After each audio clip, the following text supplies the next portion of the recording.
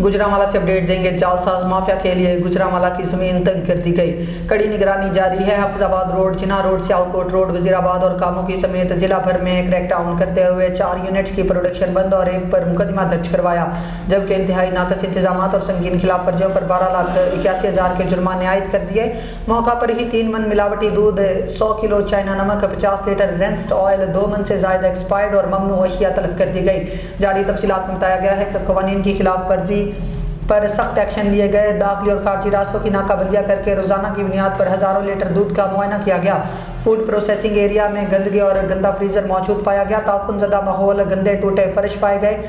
Food workers के medicals और training certificates अदम मौजूद पाए गए। तर्जुमान फूड अथॉरिटी के मुताबिक अली सुबह और रात गए तक नाकाबंदियां, दूध और गोश्त बरदार गाड़ियों की चेकिंग जारी है। Food business operators pure food कवानीन पर अमल दरामद लाजिम बनाएं। रमजानुल मुबारक में भी खुराक में मिलावट और जालसाजी करने वालों के खिलाफ जिहाद जारी रहेगा। खुराक से मुतल्लिक शिकायत की सूरत में 1223 पर राबता करें।